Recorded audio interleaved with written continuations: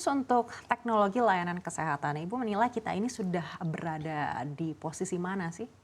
Oke, kalau kita lihat untuk adopsinya sendiri, kita lihat juga progres karena healthcare provider gitu ya, penyedia kesehatan ini sebenarnya bisa melihat dengan adanya teknologi sangat terbantu dari sisi efisiensi dan juga effectiveness dan pastinya untuk meningkatkan layanan kesehatan yang lebih berkualitas gitu ya.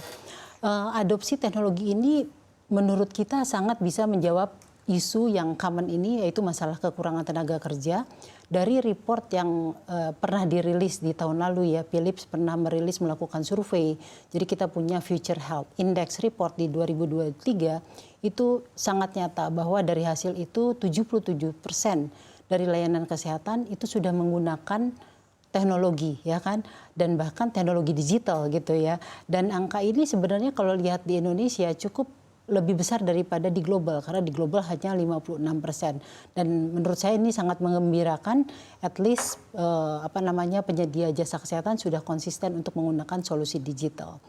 Dan kalau dilihat dari Philips, kami juga sangat inline dengan promosi pemerintah bahwa yang namanya kesehatan itu kalau bisa dilakukan tindakan preventif gitu. Salah satu teknologi kita yang cukup advance adalah untuk teknologi imaging itu seperti CT scan ya. Seperti CT scan ini sangat penting untuk mendiagnosa penyakit secara dini. Jadi bagi kita dengan kita mendeteksi penyakit secara dini itu juga akan meningkatkan effectiveness dan juga layanan berkualitas karena kita akan melihat pengurangan biaya secara jangka panjang. Dan tentunya kalau dari sisi perawatan gitu, invention terutama untuk penyakit-penyakit yang saat ini dijadikan fokus bagi pemerintah seperti penyakit jantung gitu, saraf dan juga stroke gitu ya. Kami juga memiliki teknologi canggih yang disebut dengan cath lab. Jadi cath lab ini merupakan pengembangan teknologi yang terbaru di mana pasien bisa menempuh pembedahan minimal yang minimal invasif gitu yang dengan image guided therapy. Jadi ini sangat membantu dokter ya untuk intervention neurologi atau dokter jantung untuk pemasangan stent dan juga tindakan intervensi saraf sehingga bisa meningkatkan layanan kesehatan. Dan bagi kita sudah tidak bisa di avoid lagi gitu ya, bahwa implementasi teknologi ini sangat perlu bukan hanya untuk diagnosa tapi juga untuk perawatan, dan menurut kita bahkan beberapa sudah mulai mengimplement namanya solusi digital gitu sih, Mbak. Baik, teknologi digital apa yang paling banyak diinvestasikan oleh rumah sakit di Indonesia menurut pantauan Anda? Oke, menurut kita di Indonesia sendiri ada beberapa yang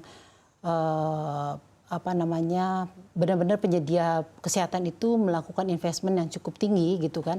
Karena ini juga inline dengan promosi untuk mencapai smart hospital ya, rumah sakit cerdas gitu. Jadi at least ada dua nih. Yang pertama adalah telemedicine. Telemedicine ini seperti yang Mbak Eneka tahu bahwa ini memang sudah mulai ya semenjak yang pandemi, tapi ini akan terus ditingkatkan. Dan lagi-lagi berdasarkan hasil survei kita ya, Future Health Index ini menyatakan bahwa ternyata 89% itu sudah menggunakan fasilitas mereka dengan layanan virtual gitu. Bahkan 63% menggunakan layanan virtual untuk perawatan kritis gitu ya. Jadi cukup banyaklah telemedicine mereka invest di sini, dirasa sangat efisien soalnya. Dan satu lagi yang kita lihat akan banyak dan terus berkembang itu juga teknologi yang berbasis artificial intelligence gitu ya. Karena di sini semua healthcare provider gitu melihat bahwa dengan adanya AI ini benar-benar membantu dari sisi bisnis proses mereka, kemudian juga dari sisi efisiensi, dan pastinya kalau kita refer ke penemuan lagi-lagi Future Health Index Report bahwa ternyata 32% dari penyedia jasa kesehatan itu sudah paling nggak mengadop artificial intelligence, dan bahkan 76%-nya itu akan mencoba invest lebih banyak lagi di waktu-waktu mendatang gitu. Jadi menurut kita dengan alat-alat kesehatan, dan kami juga terus mengembangkan semua alat berbasis AI ya, termasuk juga CT scan, kemudian ultrasound ya, cath lab, MR. Jadi menurut kita ini juga cukup inline, di mana dengan ambisi untuk menjadi smart hospital, semuanya itu seharusnya bisa terintegrasi, baik itu pasiennya, stafnya, tenaga kesehatannya, dan juga data dan teknologi, bahkan antar hospital juga bisa saling terhubung, dan ini juga inline dengan Satu Sehat ya dari Kementerian Kesehatan. Baik, berdasarkan data yang tadi Ibu sampaikan cukup banyak juga ternyata yang sudah mulai mengadopsi teknologi AI ya begitu. Tapi sebenarnya penerapannya seperti apa sih Bu yang membedakan teknologi ini dengan teknologi sebelumnya, terutama untuk layanan kesehatan di rumah sakit?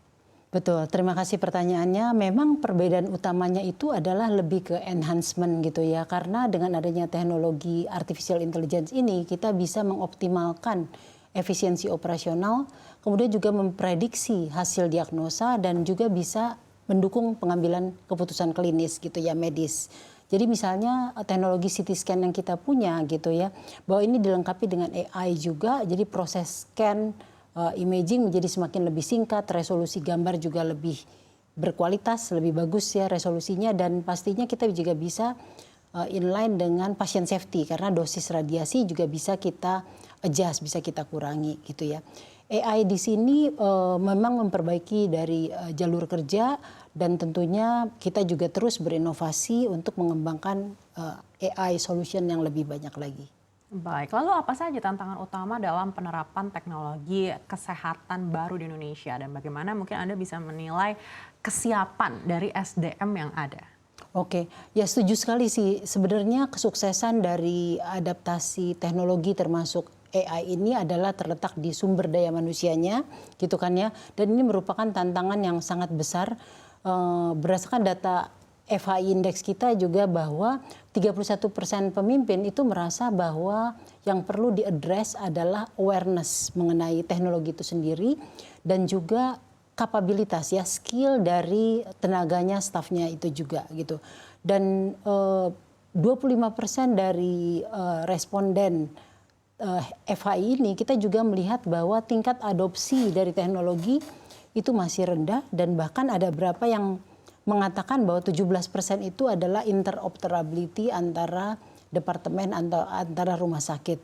Dan untuk mengadres ini sebenarnya Philips kita sangat konsisten gitu kan untuk memberikan sosialisasi dan juga pelatihan terhadap adopsi teknologi, karena menurut kita ini adalah bagian yang penting ya, ini seperti change management dan journey, tidak hanya berinvestasi di teknologi baru dan inovatif, tapi juga memastikan bahwa orang-orangnya ready untuk menggunakan baik itu tenaga di rumah sakit maupun dari sisi pasiennya, karena ini penting juga.